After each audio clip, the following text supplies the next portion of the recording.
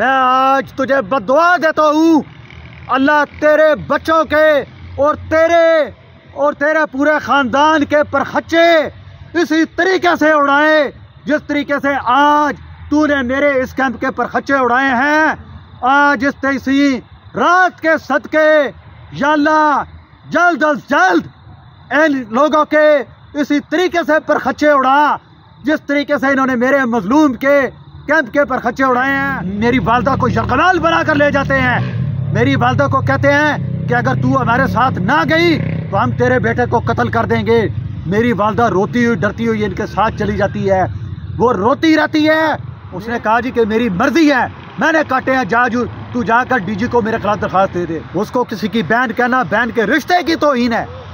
ऐसी बहन पे करोड़ों लानते जो अपनी माँ और भाई को सिर्फ अमीर होने के लिए रियासत के पालतू कुत्तों का सहारा लेकर जलील करे अपनी माँ को और अपने भाई को जलील करे।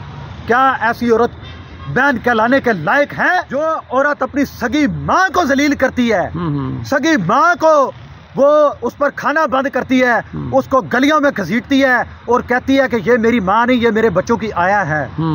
ऐसी औरत को आप एक बाकिरदार औरत कहेंगे? हम इदारों में मौजूद माफिया की काली भेड़ों के गले में कानून का पट्टा डालकर अदालत में ले कर आएंगे। ये जब तक मुझे इंसाफ नहीं मिल जाता मैं यहाँ से नहीं जाऊँगा, मैं नहीं जाऊँगा। असिस्टेंट कमिश्नर मजिस्ट्रेट, तुम 10 मरतबा आकर ऑपरेशन कर लो। आज भी मैं तुम्हें कहता हूँ कि माफिया की पुष्टपनाही छोड़ दो माफिया की पुष्टपनाही छोड़ दो, माफिया के जूतों के तलवे चाटते, वरना तुम्हारा अंजाम बहुत बुरा होगा। ओ भाई, इदारों में हम तुम्हें पाल रहे हैं, तुम्हें तनख्वाह हम देते हैं। आसम खान 10 रुपए की चाय की पत्ती लेता है, उसमें 3.5 रुपए टैक्स देता है। उस तनख्वाह में से, उस 3.5 रुपए में से तुम्हें तनख्वाह मिलती है। हम क्या तेरी गुंडागर्दी और तेरी धौंस में आ जाएंगे? मालिक हम है पाकिस्तान के। 26 करोड़ अवाम पब्लिक सर्वेंट बनकर रहो, रियासत के मालिक मत बनो। रियासत के मालिक हुक्मरान हैं जो अवाम के वोटों से मुंतखब होकर आते हैं। तुम पब्लिक सर्वेंट हो, अपनी औकात में रहो, वरना 26 करोड़ अवाम जो तुम्हें पाल रही है, जो तुम्हें तनख्वाह दे रही है, तुम्हें औकात में ऐसे लेकर आएंगे। दुनिया में तुमने देख लिया है कि ऐसे तुम जैसे लोगों को औकात में कैसे लेकर आते हैं लोग। क्यों पाकिस्तान में लोगों का जीना हराम करते हो? अब भी माफिया की पुष्टपनाही छोड़ दो और पाकिस्तान के शहरियों के जानो माल की हिफाजत करो और रियासत के साथ अपनी वफादारी करो। माफिया के साथ वफादारी छोड़ दो। मैं जहां भी जाऊं मेरा पीछा किया जाता है, थूके फेंकी जाती हैं, ऐसे गंदे और गलीज नादेबा इशारे किए जाते हैं जो यहाँ मैं लोगों के सामने बयान नहीं कर सकता। बिस्मिल्लाहिर्रहमानिर्रहीम, अस्सलामु अलैकुम वरहमतुल्लाहि वबरकातुहू। औकात टीवी में अब्दुल जब्बार अंसारी आपकी खिदमत में हाजिर है। मैं इस वक्त नेशनल प्रेस क्लब इस्लामाबाद के सामने वाले लॉन में मौजूद हूँ, जहाँ एहतजाज करने वाले अपने मसाइल के, अपने परेशानियों के हवाले से यहाँ एहतजाज कर रहे हैं। कुछ लोगों ने यहाँ धरना दिया हुआ है। मुख्तलिफ अंदाज हैं उनके एहतजाज करने के। एहतजाज करना इनका कानूनी हक है। आज यहाँ CDA की तरफ से या इंतज़ामिया की तरफ से ऑपरेशन किया गया फिर रोज़े के दौरान, और यहाँ सब कुछ क्या हुआ हमारे साथ मौजूद है मोहम्मद आसिम खान। आसिम, क्या हुआ आज आप इतना शोर क्यों कर रहे थे? अंसारी साहब, ये आवाज़ मेरे दिल से उठ रही थी। बिल्कुल ऐसे ही है। आप जानते हैं कि मैंने इस तरह की आवाज़ कभी भी नहीं निकाली। मैं बड़े तहम्मुल मिजाज वाला बंदा हूँ। मैं 6 साल से यहाँ पे बड़ी बर्दाश्त और सब्र और तहम्मुल के साथ मैं काम ले रहा हूँ। जी, मैं यहाँ पे बैठा हूँ। आज सुबह CDA के लोग आए हैं, एनफोर्समेंट। तकरीबन कोई टाइम होगा मेरे ख्याल में तो 11 या 11:30 बजे का टाइम होगा। तो बड़े अच्छे लोग थे। सुपरवाइजर था उनका, साथ उनका स्टाफ था जो एनफोर्समेंट के लोग थे। उन्होंने यहाँ पे कुछ लोग बैठे हुए थे जो अननेसेसरी बैठे हुए थे, उनको उन्होंने कहा कि आप चले जाएं। वो लोग वहाँ से चले गए, मूव कर गए। जुगियों वाले थे। उन्होंने अपना सामान उठाया, वो चले गए। ठीक है। उसके बाद वो लोग हमारे पास आ गए, CDA वाले, फर्दन वो सबसे मिले, पूछा उनसे आपका क्या मसला है, आपका क्या मसला है, वीडियो बनाई, तस्वीरें बनाई, जो उनका एक प्रोसीजर होता है। जी जी। मुझसे भी उन्होंने पूछा, मैंने अपने सारे डॉक्यूमेंट भी दिखाए, मैंने बताया सर कि ये मेरा कैंप है, मैं 6 साल से यहाँ पे बैठा हूँ, CDA की तरफ से कई ऑपरेशन किए गए हैं, लेकिन उसके बावजूद मैं यहाँ पर बैठा हूँ, जब तक मुझे इंसाफ नहीं मिलता, मुझे मेरा हक नहीं मिल जाता मैं यहाँ जी। उन्होंने अफसराने बाला उनके जो थे उनको मुतला कर दिया, उनको बता दिया। उन्होंने कहा जी ठीक है, जो वहाँ पे एहतजाज की गरज से जो लोग बैठे हुए हैं, जिनका कोई मसला है, उनको बैठा रहने दें, बाकी आप जो है ना जो ग्राउंड है उसको क्लियर कर दो। उन्होंने कहा जी कि बाकी हमने ग्राउंड क्लियर कर दिया है। उसके बाद वो लोग चले गए। अच्छा, ये कितने बजे का वाकया है? ये तकरीबन सुबह 11:30 बजे। अच्छा, दिन में हुआ है? दिन में। ये तो वाकया तो अभी हुआ है। अच्छा, वो चले गए। उसके बाद मेरा एक दोस्त है, उसके साथ मैं अपारा चले गया हूँ, कोई काम था हमें, तो वहाँ पे मुझे तकरीबन कोई अफ्तारी से 1 घंटा पहले कॉल आई मुझे, उन्हीं CDA वाला जो सुपरवाइजर था, जो सुबह आए थे। अच्छा। उन्होंने कहा जी कि आप इस तरह करें कि अपने कैंप पर आ जाएं, जो असिस्टेंट कमिश्नर हैं सिटी वो हैं, मजिस्ट्रेट हैं, अच्छा। उसके अलावा पुलिस है, ये लोग आए हुए हैं, तो आपका कैंप वो उखाड़ने लगे। अच्छा, ठीक, तो आप जल्दी अपने कैंप पर पहुंचे। मैंने उससे कहा कि भाई मैं अपारा से अभी ये मोटरसाइकिल बाइका करवा के आ रहा हूँ, तो मुझे 2 या 3 मिनट लगेंगे, आप मेरे आने तक इंतजार करें। उसने कहा कि आप जल्दी पहुंचे जी। मैं यहाँ पे पहुंचा हूँ, ये अंडरपास क्रॉस किया है, वहाँ पे आके मैंने देखा है, तो आगे मेरा ये जो सामान है कैंप, इस तरह के जिस तरह कोई दहशतगर्दी की जाती है, इस तरह उखाड़ के दूर दूर फेंक दिया, दूर दूर फेंका गया, गंदे नाले में मेरा सामान फेंका गया, रोटियां पड़ी थी वो फेंकी गई, जिस तरह कोई मतलब कोई आवारा कुत्ते को भेड़िए जिस तरीके से कोई किसी पर हमला कर देते हैं, वो सीन था यहाँ पे कि सामान टूटा हुआ पड़ा हुआ, बर्तन टूटे हुए पड़े हुए, कपड़े फटे हुए पड़े हुए। तो मैं इधर आया तो इधर वो खड़े हुए थे, मुझे स्टेट तो उस वक्त जा चुका था, असिस्टेंट कमिश्नर भी जा चुका था अपना मिशन मुकम्मल करने के बाद। जो माफिया की तरफ से सैयद मुस्तफीन काजमी जो माफिया डॉन है, उसकी तरफ से उसे जो मिशन दिया गया था असिस्टेंट कमिश्नर और मजिस्ट्रेट को, वो मिशन मुकम्मल करने के बाद वो जा चुके थे। CDA वाले खड़े थे, वो कहते हैं यार कि हम मजबूर हैं। मैंने कहा सर मैं आपकी पोजीशन को समझता हूँ, यहाँ तो काफी सारे ठीये लगे हुए हैं, नाजायज अपारा भरा पड़ा है, हर मार्केट में से भरी पड़ी है, हमें आपकी पोजीशन का अंदाजा है। उसने कहा यार कि आपका सामान हमने कुछ वहाँ पे रख दिया है, कुछ ये आपका सामान पड़ा हुआ है, आप अपना चेक कर ले सामान। मैंने कहा सर पहले भी ऑपरेशन हुआ, CDA मेरा 25-30 हज़ार रुपए का सामान लेकर गई थी, मैं वहाँ पे लेने तक नहीं गया। ठीक कि कौन अब जाए वहाँ पे, तो अल्लाह ताला के बाद मैंने फैसला छोड़ दिया। अच्छा। ठीक, तो उसके बाद मैं अपना सामान कुछ इकट्ठा करना शुरू कर दिया, कुछ सामान मुझे मिला, कुछ इधर लोग उठा कर ले गए, कुछ टूट गया। तकरीबन मेरा इस वक्त जो माली नुकसान हुआ है वो तकरीबन कोई 40-50 हज़ार रुपए का मेरा माली नुकसान है, जिसमें मेरे सामान कुछ टूट गया, टूट फूट हुई, तोड़ फोड़ हुई। ये तो वो फेंक कर चले गए लोग इधर से, क्योंकि रोड है। अब मुझे तो नहीं पता, मैं तो इधर नहीं था, रोड है, कोई उठा के ले गया, किसी को डेच की हाथ लगी वो डेच की ले गया, तो बर्तन जो जिसके हाथ में आया हाथ लगा था वो उठा के ले गया। मैंने अपना सामान एक एक करके इकट्ठा करना शुरू किया। आए मैं आपको ये सामान दिखाऊं, ये देखें, ये क्या मुझे ये बताया जाए, ये देखें, ये सामान मेरा इस तरीके से ये पड़ा हुआ है, ये देखें, ये देखें, ये इस तरीके से बेईमाना तरीके से, इस वहशियाना तरीके से ये ऑपरेशन करते हैं। एक गरीब 51 साल के बुढ़े के साथ ये जुल्म और ज्यादती की जाती है। ठीक है, इसलिए कि वो एक ताकतवर माफिया के खिलाफ बैठा हुआ है, जिस माफिया ने असिस्टेंट कमिश्नर को नौकरी लेकर दी है, जिस माफिया ने मजिस्ट्रेट को भर्ती कराया है, जिस माफिया ने सरकारी इदारों में अपने बंदे भर्ती कर रखे हैं, ताकि उस माफिया के खिलाफ अगर कोई शख्स आवाज उठाता है तो इन्हीं अफसरों को, इन्हीं असिस्टेंट कमिश्नरों को, इन्हीं मजिस्ट्रेटों को उस शख्स के खिलाफ उसकी आवाज को कुचलने के लिए इस्तेमाल किया जाए, उसके खिलाफ धावा बोला जाए। आज उसकी ये जिंदा मिसाल आपके सामने है कि मैं उस शख्स के खिलाफ बैठा हुआ हूं जो कि इस्लामाबाद का माफिया डॉन है, जो कि वो शख्स है, उसका थोड़ा सा मैं आपको, अभी हाल ही में जस्टिस काजी फायज ईसा साहब चीफ जस्टिस थे, उनकी अदालत में, भरी अदालत में जो फुल कोर्ट बेंच बना हुआ था, उसमें उसने बदमाशी की। नाम है उसका सैयद मुस्तफीन काज़मी, जो चीफ जस्टिस के साथ बदमाशी करता है, जो सुप्रीम कोर्ट के साथ बदमाशी करता है। बाद में उसको सुप्रीम कोर्ट से निकाला जाता है, पुलिस उसको पकड़ कर ले जाती है, उसकी तबीयत अच्छे तरीके से साफ की जाती है। मैं 2011 से उस शख्स के जुल्म का शिकार हूँ। तो पहले तो मेरी बात पे यकीन नहीं किया जाता था। अब तो पाकिस्तान की मोअज़्ज़ज़ अदालत ने सैयद मुस्तफीन काज़मी की गुंडागर्दी और बदमाशी खुद अपनी आंखों से देख ली। बार कौंसल ने उसकी गुंडागर्दी, उसकी बदमाशी सैयद मुस्तफीन काज़मी की अपनी आंखों से देख ली। तो क्या मैं ये झूठ कह रहा हूँ कि मैं सैयद मुस्तफीन काज़मी और इदारों में उसके अपने पालतू कुत्ते पाल रखे हैं, उनके जुल्म का शिकार हूँ?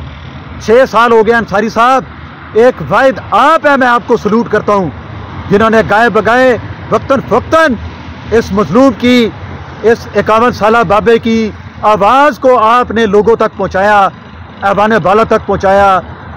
बाकी किसी ने मेरी आवाज़ नहीं पहुँचाई। या तो लोग उससे डरते हैं, उससे खौफजदा हैं कि ये इतना बड़ा माफिया है, इतना बड़ा डॉन है, इसके खिलाफ कोई कार्रवाई नहीं कर सकता।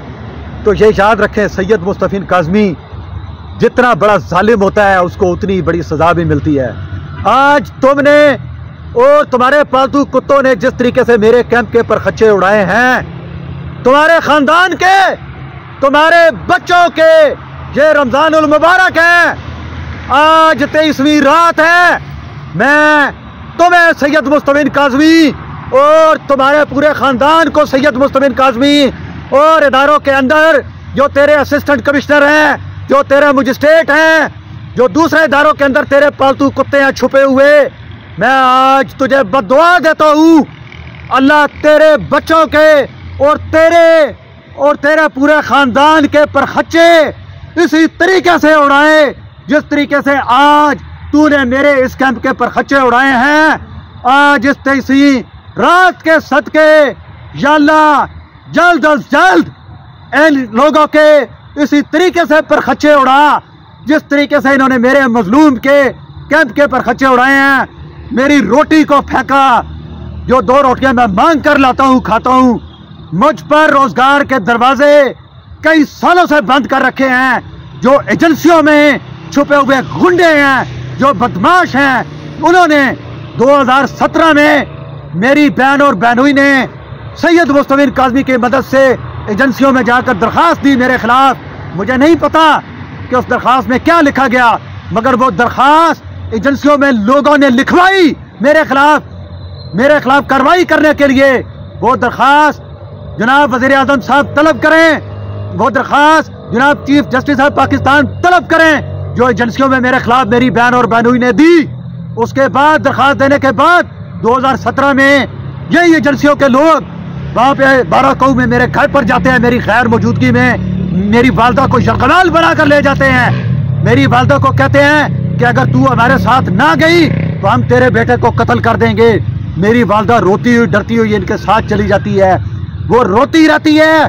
मेरे घर के सामान को वहाँ पे लूटा जाता है 12 कऊ में 2017 में। उसके बाद वो शख्स जो उनका लीडर था, मुझे नहीं पता कि वो कौन था, लेकिन उसने अपना तारफ कराया। मेरे पास उसकी कॉल की रिकॉर्डिंग मौजूद है। मैं CDA के FIA के डायरेक्टर को भी और साइबर क्राइम के लोगों को भी वो रिकॉर्डिंग, और FIA के इकबाल टाउन के इंस्पेक्टर FIA को भी वो रिकॉर्डिंग, और दूसरे लोगों को भी FIA के लोगों को भी वो रिकॉर्डिंग सुना चुका हूँ। उसने कहा मेरा नाम याकूब है, मैं FIA का डायरेक्टर हूँ, मैंने तेरे घर के ताले काटे हैं। क्यों काटे हैं भाई तूने मेरे घर के ताले? तू कौन होता है? क्या तुझे किसी अदालत ने ऑर्डर जारी किया था? उसने कहा जी कि मेरी मर्जी है, मैंने काटे हैं, तू जाकर DG को मेरे खिलाफ दरखास्त दे दे। इस तरह की गुंडागर्दी, माफिया और बद किरदार औरतों के कहने पर की जाती है। तो फिर आप मुझे बताएं कि मुल्क के हालात कहाँ जा रहे हैं। आसिम, फिर उसके खिलाफ, याकूब के खिलाफ कोई दरखास्त दी आपने? मैंने दी दरखास्त। कहाँ? कई मरतबा मैंने इकबाल टाउन में जाकर दरखास्त दी। उन्होंने कहा जी कि ये थाना सेक्रेटेरिएट का केस है, आप वहाँ जाएं। फिर 12 कऊ थाना 12 कऊ जाएं। थाना 12 कऊ जाता, वो कहते नहीं ये FIA का केस है। शटर बना दिया, नहीं दर्ज किया। अच्छा, आज बात वापस आते हैं इस मौजू पर जी कि जो आज हुआ, जी, ये देख ले रमजान के महीने में दिन कौन सा इन्होंने चुना है? 23 मार्च का यौम पाकिस्तान का दिन चुना है। ऑपरेशन कौन कर रहा है? इदारों के लोग कर रहे हैं। मैं किसके खिलाफ बैठा हुआ हूँ? एक बदनामे जमाना माफिया, एक बदनामे जमाना औरत जो बड़ी इमाम में फांसी का अड्डा चलाती है, उसके खिलाफ बैठा हुआ हूँ। जो फरा भट्ट है जिसका नाम, उसको किसी की बहन कहना बहन के रिश्ते की तौहीन है। ऐसी बहन पे करोड़ों लानतें जो अपनी माँ और भाई को सिर्फ अमीर होने के लिए रियासत के पालतू कुत्तों का सहारा लेकर जलील करे, अपनी माँ को और अपने भाई को जलील करे। क्या ऐसी औरत बहन कहलाने के लायक है? आसिम, आपको जलील करके वो अमीर कैसी हो गई? इसका 2018 में ये भी कहानी मैं आज आपको बताता हूँ। ये बदकिरदार औरत, ये 2 टके की औरत, ये बड़ी इमाम में कच्ची बस्ती मुस्लिम कॉलोनी में रहती थी। एक एनजीओ उसने बनाई थी जिसका चेयरमैन सीडीए का पुराना अफसर ये सैयद मुस्तफिन काज़मी था। 2018 में जब इमरान खान की हुकूमत आती है, 2019 में इनकी यहाँ पे रिपोर्ट चलती है, कुछ इदारों के लोग इनके शामिल होते हैं, इनकी सपोर्ट करते हैं, वो मीडिया की रिपोर्ट आगे जाती है।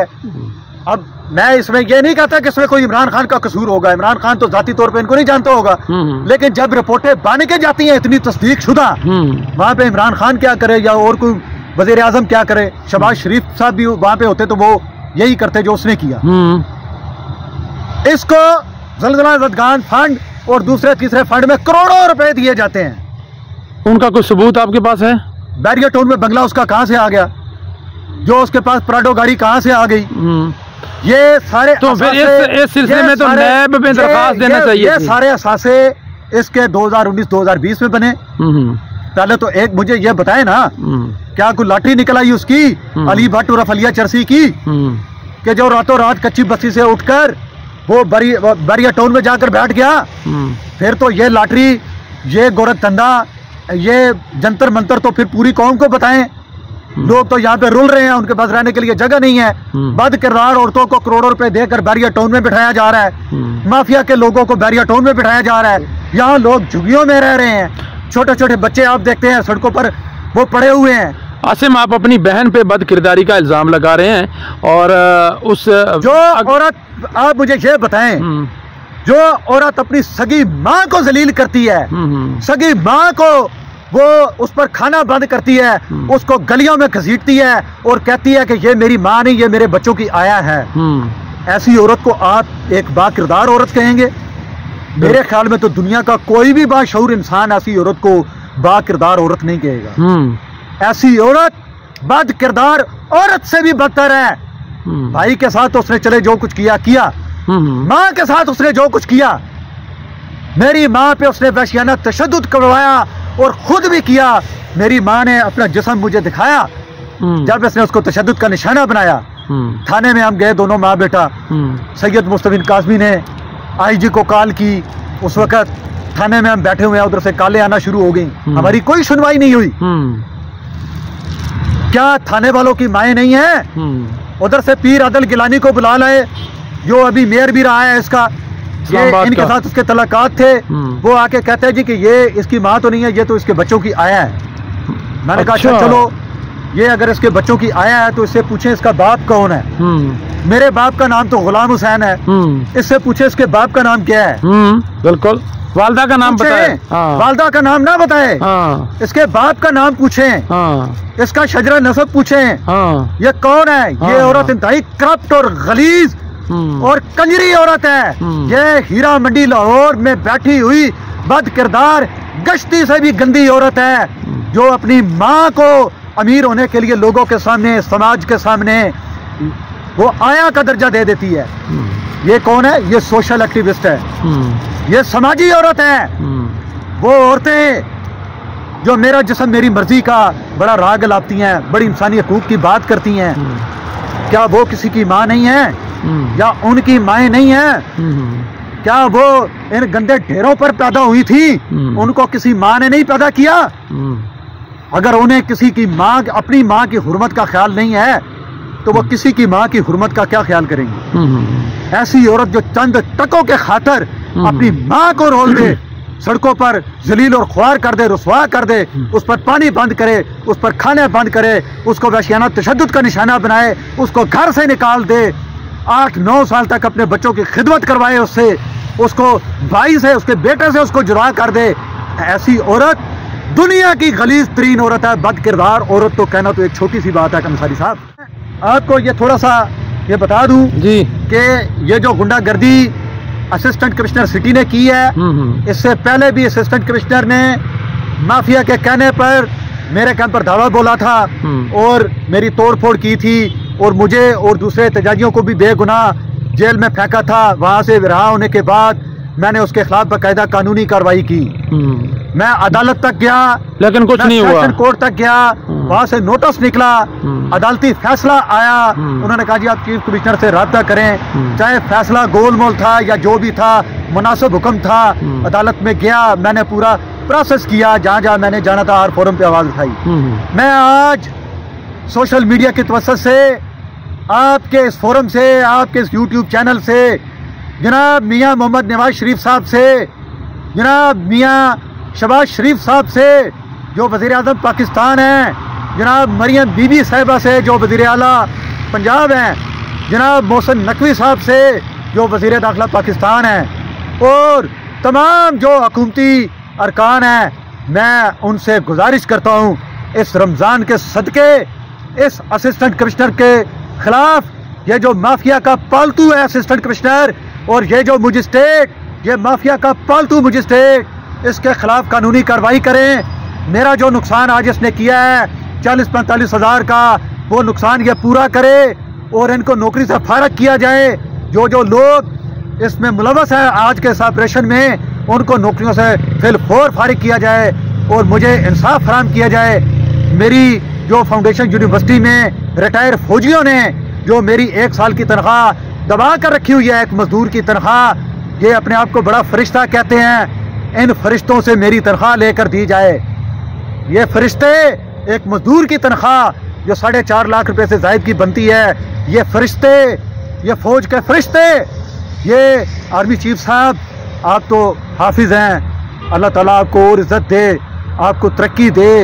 आपसे मैं इल्तमास करता हूँ कि आप ही के वो पेटी भाई हैं जिन्होंने फाउंडेशन यूनिवर्सिटी में मेरी तनख्वाह रोकी हुई है। अगर ये मेरी तनख्वाह दे देते तो मेरा सामान वहाँ पे रखा ना जाता, मैं अपना सामान वहाँ पे ले लेता जाकर।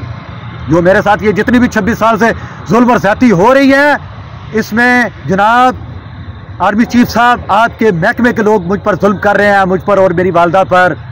एक रिश्ते के तनाज़े से यह बात शुरू हुई और यहाँ तक प्रेस क्लब के सामने पहुँच चुकी है। मुझ पर गोलियाँ चलाई गई, इंतकामी कार्रवाई में मेरी बहन की इज्जत को लूटा गया। उसके बाद मुसलसल मेरी बहन को दबाव डालकर, उसको पैसों का लालच देकर, उसको बैरिया टाउन में बंगला देकर मेरे खिलाफ और मेरी माँ के खिलाफ इस्तेमाल किया जा रहा है। और ये माफिया इतना ताकतवर है, इन्होंने हर इदारे में अपने लोग भर्ती कराए हुए हैं। जिस तरीके से ये असिस्टेंट कमिश्नर, ये मजिस्ट्रेट, ये सरकारी अफसर, ये माफिया की पुष्टनाई करते हैं। ये उस पाकिस्तानी शहरी को इंसाफ दिलाने में 6 साल तक इन्होंने कोई कार्रवाई नहीं की। जो शहरी अपनी जेब से इनको तनख्वाह देता है, 26 करोड़ अवाम इन तमाम सरकारी अफसरों को तनख्वाह इसलिए देती है कि ये अपने शहरियों के हकूक़ की तहफ़्फ़ुज़ करें, उनके जानो माल की हिफाजत करें। आज ये असिस्टेंट कमिश्नर, ये मजिस्ट्रेट, ये पुलिस, ये अवाम की जानो माल की हिफाजत करने वाले, ये देख लें आज इन्होंने अवाम के जानो माल की हिफाजत किस तरीके से की है। एक इंसाफ हासिल करने वाले शख्स के साथ इन्होंने क्या सलूक किया है।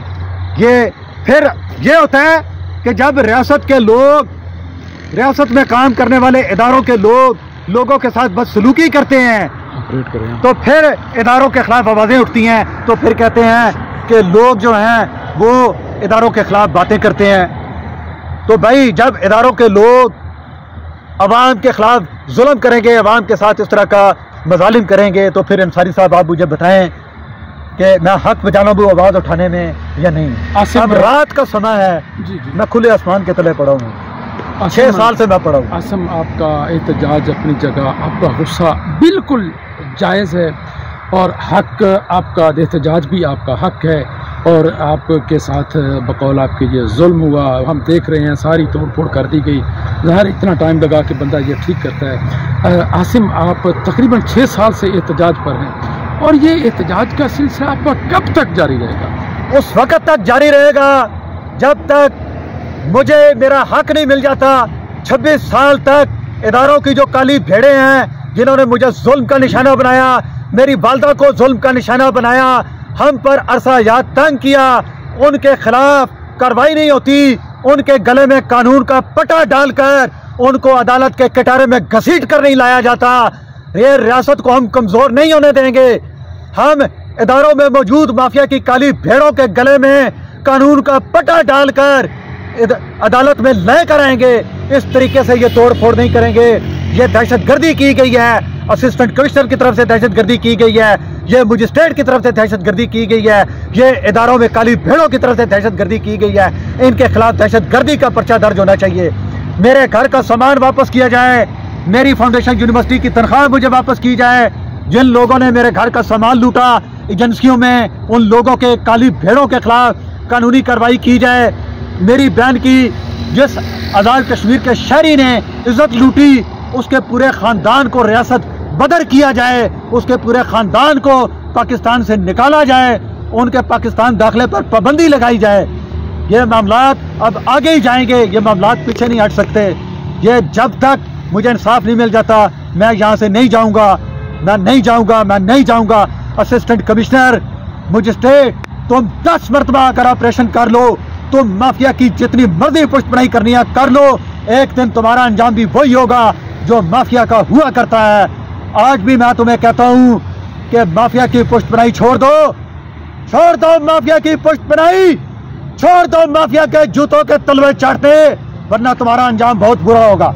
आसिम, 6 साल तक आप एहतजाज पे थे, क्या समझते हैं कितने % आपको कामयाबी हुई? अपने मकसद के करीब कितना फ़ीसद आप पहुँचे?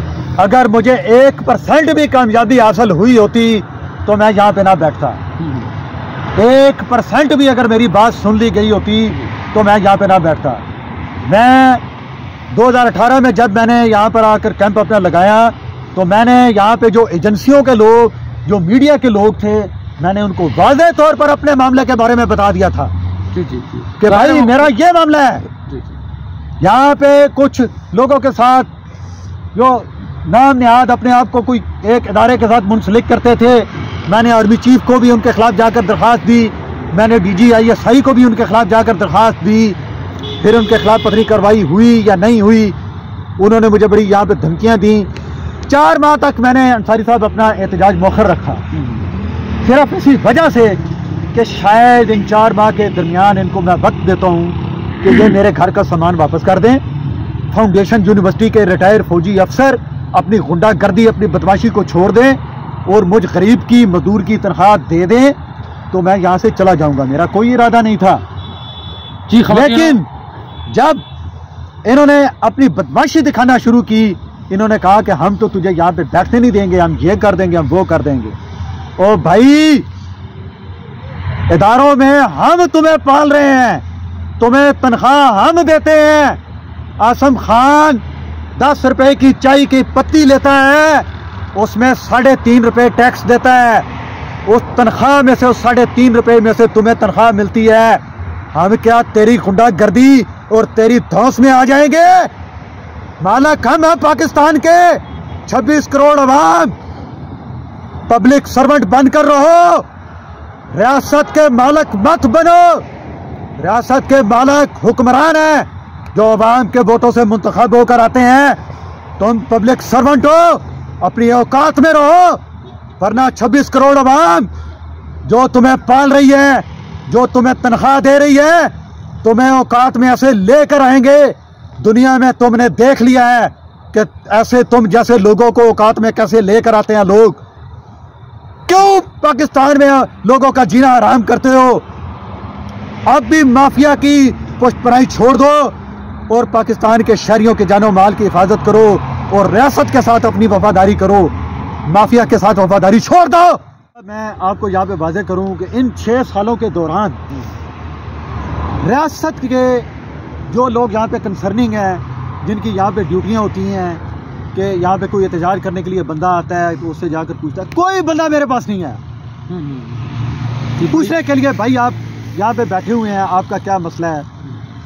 उसके बरक्स कोई दिन ऐसा नहीं है इन 6 सालों में जब तक जिस दिन मुझ पर थूके ना फेंकी गई हो आकर, जिस दिन गंदे और नाजेबा इशारे ना किए गए हो यहाँ पर आकर, जिस दिन मुझ पर कचरा ना फेंका गया हो, जिस दिन मैं जहाँ भी जाऊँ मेरा पीछा किया जाता है, थूके फेंकी जाती हैं, ऐसे गंदे और गलीज नाजेबा इशारे किए जाते हैं जो यहाँ मैं लोगों के सामने बयान नहीं कर सकता हूँ। और ये करने वाले कौन हैं?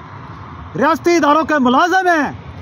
मैंने उनका पीछा किया किसी न किसी इदारे में के दफ्तर में, उनको जाते हुए मैंने देखा। क्या चाहते हो, क्या करना चाहते हो तुम, क्या समझते हो? मैं उन लोगों को जो रियासत के अंदर रियासत के साथ वफादार हैं, जो पाकिस्तान के शहरियों के साथ वफादार हैं, मैं उनको सलूट करता हूँ। जो लोगों को मैं सलूट करता हूँ जो अपनी नौकरी इदारों के अंदर ईमानदारी के साथ कर रहे हैं, फर्ज शनासी के साथ कर रहे हैं। लेकिन इदारों के अंदर जो काली भेड़े हैं, जो माफिया और करप्ट लोगों के सहूलतकार हैं, करप्शन में उनकी मदद करते हैं, उनकी पुष्ट पढ़ाई करते हैं, मैं उनको रियासत का पालतू कुत्ता कहता हूँ।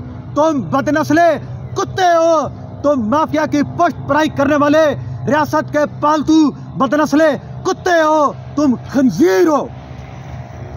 ये आसिम बहुत ही गुस्से में है और जितने लोगों को यहाँ खैमे उखाड़े गए वो भी लोग ज़ाहिर बहुत परेशान हैं। पहले ये परेशानी की हालत में यहाँ आते हैं कि उनको सुकून मिले, उनको कुछ इत्मीनान मिले, उनकी दादरसी की जाए, लेकिन दादरसी नहीं होती तो डेफिनेटली फितरी बात है कि गुस्सा भी आता है इंसान को। मैं आसिम को 6 साल से जानता हूँ, मैं इनके साथ बैठता भी हूँ, गपशप भी करता हूँ, हम खाना भी इकट्ठा खाते हैं, हमने बाज़ प्रोग्राम भी किए हैं। 2 मरतबा मेरे मोबाइल फ़ोन छीने गए, आप मेरे साथ थाने गए, थाने वालों ने क्या सलूक किया आपके साथ और मेरे साथ, और कितने अरसे तक मैं दरख्वास्त लेकर जाता रहा, डकैतों के खिलाफ मुकदमा दर्ज नहीं हुआ। जी, आसिम को मैंने बहुत करीब से देखा है, यकीनन ये बहुत कीमती आदमी है, बहुत ज़हीन आदमी है, अल्लाह ताला इसको सेहत दे, तंदुरुस्ती दे।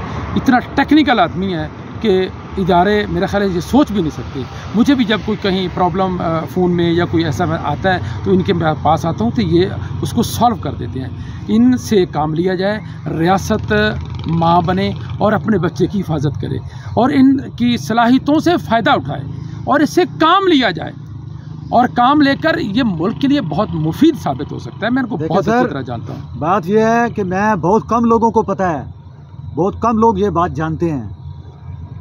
जब मैंने FSE की जेलम से कॉलेज से FSE करने के बाद मैं एयरफोर्स में नौकरी के लिए चला गया, पाकिस्तान एयरफोर्स में, पाक फ़िज़ाइया में। वहाँ पे मैंने टेक्निकल ब्रांच में मैंने नौकरी की। कुछ हालात ऐसे थे जब मुझसे कोई अथॉरिटी पूछेगी तो मैं उनको वो बताऊंगा, मैं अपनी नौकरी जारी नहीं रख सका, तो मैंने बाकायदा लीगल तरीके से जो उनके पूरे लवाजमात पूरे करते हुए मैंने वहाँ से डिस्चार्ज ले लिया। मेरे पास एयरफोर्स का डिस्चार्ज लेटर है, मैं एक साबका फौजी हूँ जी। एयरफोर्स की नौकरी छोड़ने के बाद जब 96 में मैंने जेलम में आकर अपनी दुकानदारी शुरू की तो उसके बाद से कुछ हालात इस तरीके से वो होना शुरू हुए कि रिश्ते के तनाज़े से मामलात टेंशन की सूरत अख्तियार करके मेरी बहन को इंतकामी कार्रवाई का निशाना बनाया गया।